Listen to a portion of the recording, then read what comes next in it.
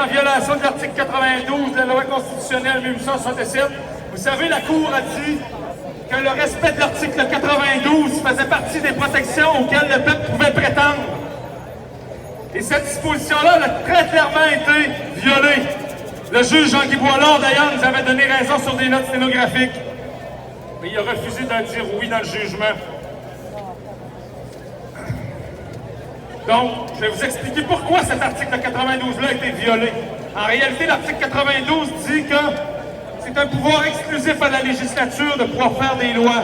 La Cour suprême nous l'a rappelé aussi que c'est seulement la législature de la province qui pouvait faire des lois ou des décrets, par exemple, pour nous imposer leurs règles. Et je peux vous annoncer avec certitude que ce n'est pas le cas. Ce n'est pas la législature de la province qui vous donne des ordres. C'est le Parlement de Québec qui assume les pouvoirs de la législature et ça, c'est illégal!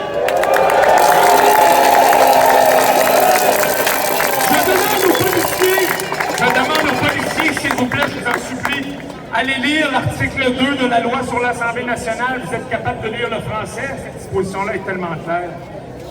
Il est mentionné que le Parlement de Québec assume tous les pouvoirs qui sont attribués à la législature du Québec. Donc, si le Parlement assume les pouvoirs de la législature, il n'est pas la législature, ça me paraît clair, bordel.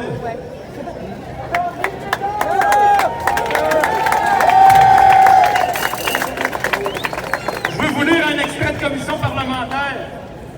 C'est très, très, très important. Laissez-moi me démêler avec mes papiers.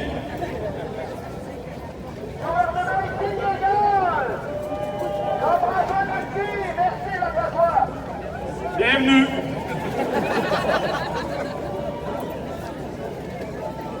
J'y arrive. Écoutez ça, chers policiers, ça c'est une preuve factuelle, vous ne pouvez pas passer à côté de ça. Je suis désolé, mais il n'y a pas un seul avocat au Québec qui va venir me dire que je suis un épais parce que je ne suis pas avocat.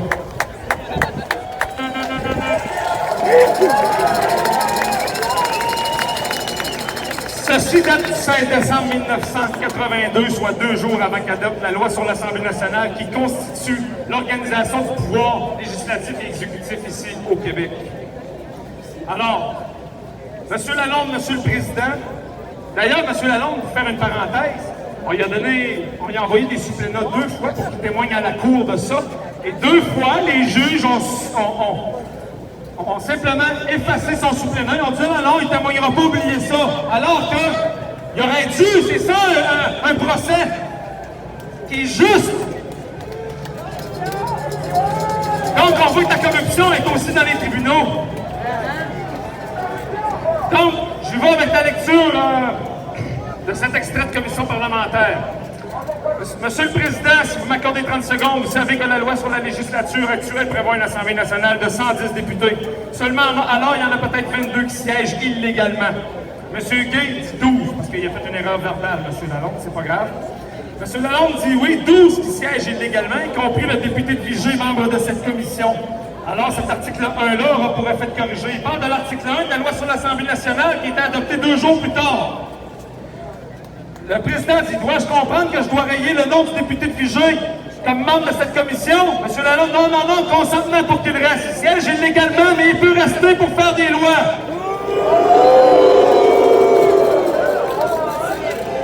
Bon, j'arrête là, je ne vais pas plus loin. Simplement pour vous dire que l'Assemblée nationale, comme c'est bien mentionné, lorsqu'elle a adopté la loi sur l'Assemblée nationale, quand ils ont voté sur son adoption, il siégeait illégalement, bordel!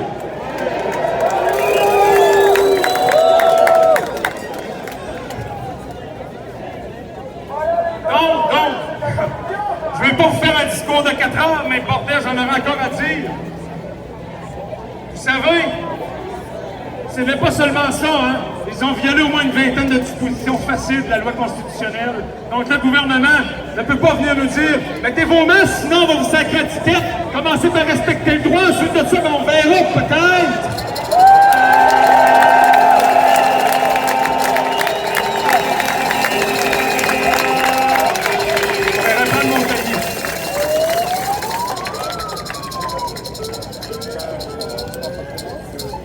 Donc, mes chers policiers, l'article 180 point 2b du Code criminel, c'est certain qu'elle a été violée si on a atteint à l'article 92, et ça a été fait volontairement.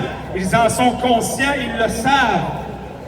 Donc, je vous demande de lever vraiment une escouade d'enquête pour aller enquêter sur la légalité du Parlement de Québec et aussi sur les agissements exagérés de notre gouvernement qui n'arrête pas de nous imposer des décrets liberticides depuis 5 mois.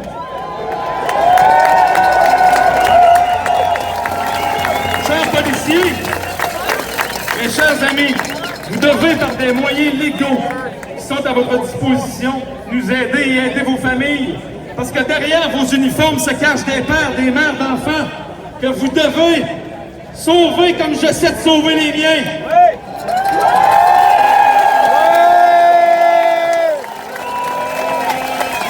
Allons-nous et allez-vous attendre d'être rendu au stade de la Nouvelle-Zélande ou de la Biélorussie? Où des enfants sont arrachés de force à leurs parents sous prétexte d'un virus qui en réalité est à peine plus dur qu'une grippe. Si on m'arrachait mes enfants, ma fille ou mon garçon, pour moi le monde cesserait de tourner. Alors j'imagine que vous, chers policiers de la Sûreté du Québec et des corps municipaux de partout de la province, vous partagez les mêmes sentiments cruels que moi. J'ai peur et là on vous demande à l'aide. S'il vous plaît, à l'aide, au secours.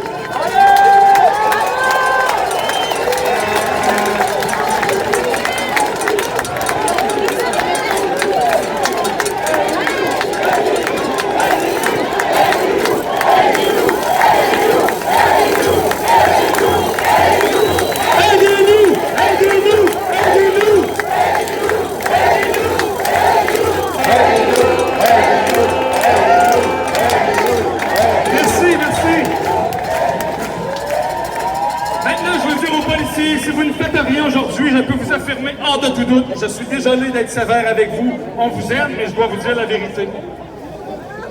Je peux vous affirmer hors de tout doute qu'un jour, comme c'est arrivé au procès de Nuremberg, les officiers en autorité, pas seulement nos dirigeants au Parlement, mais les officiers en autorité, auront des comptes à rendre à la loi et à la justice advenant qu'un gouvernement honnête et respectueux de son peuple reprenne le pouvoir. Alors, si vous ne voulez pas avoir de conséquences juridiques, on ne sait pas dans combien de temps, alors faites votre travail, s'il vous plaît, et cessez d'obéir aux ordres aveuglément!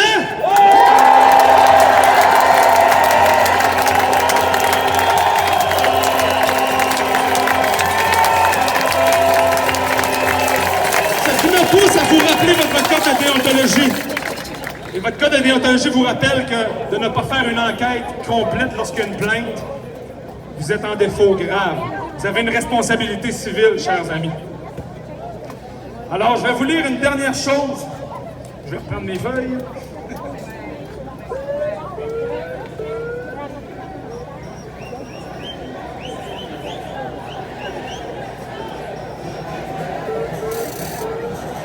Alors, j'en ai parlé à Québec, j'en ai parlé au petit rassemblement qu'il y avait eu à Montréal.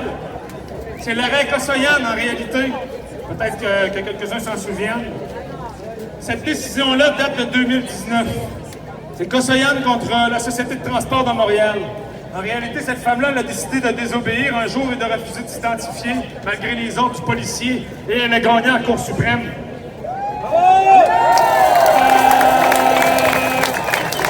Les policiers, ce jugement-là, j'espère que vous l'avez déjà lu, vous auriez intérêt, parce que c'est votre protection, mes chers amis, si maintenant vous décidez de vous ranger du côté du peuple et d'arrêter d'obéir au docteur Arruda, qui écoute l'OMS, qui n'a pas été élu du tout par nous.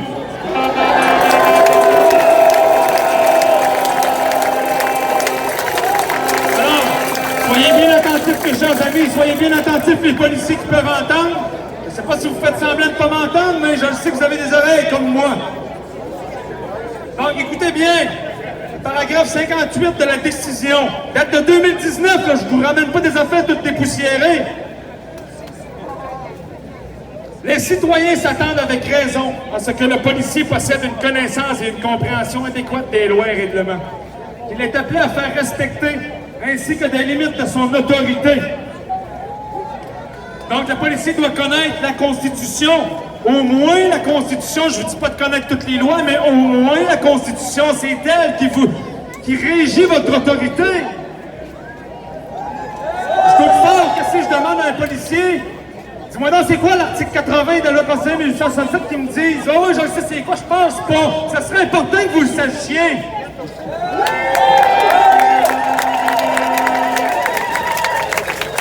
Un jour, je suis élu au Parlement. Je ne pense pas de me lancer en politique, vraiment, mais en tout cas, si un jour je suis élu, je vais faire passer un projet de loi certain pour qu'à partir du secondaire 1, tout le monde ait une formation en droit constitutionnel. Parce que c'est le droit.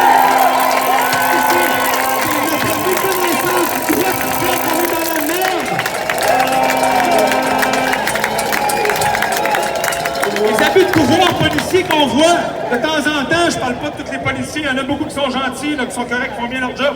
Mais les abus que les policiers font, ils se font sur le dos de l'ignorance du peuple. Je continue avec la Cour suprême. Le policier ne peut prétendre remplir sa mission, maintenir la paix, l'ordre et la sécurité publique, prévenir et réprimer le crime et les infractions aux lois et règlements, sans avoir une connaissance et une compréhension adéquate des principes fondamentaux. L'illégalité de sa conduite. Bon, excusez-moi, c'est pas bonne page, mais c'est un autre paragraphe. Néanmoins, le simple fait que l'acte d'un policier est une assise juridique, écoutez bien ça là, néanmoins, le simple fait que l'acte d'un policier est une assise juridique ne dégage pas ce dernier à coup sûr de toute responsabilité civile. Le policier a l'obligation d'avoir une connaissance et une compréhension adéquate du droit criminel et pénal, des infractions qu'il est appelé à prévenir et à réprimer, et des droits et libertés protégés par les chartes. La voix à part, désolé.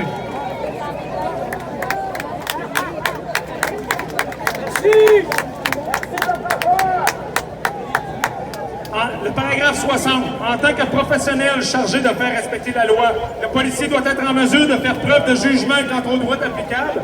Il ne peut s'en remettre aveuglément aux formations et aux instructions qui lui ont été données, ni suivre machinalement les politiques. Les politiques, virgule, directives et procédures internes ou les pratiques usuelles des policiers.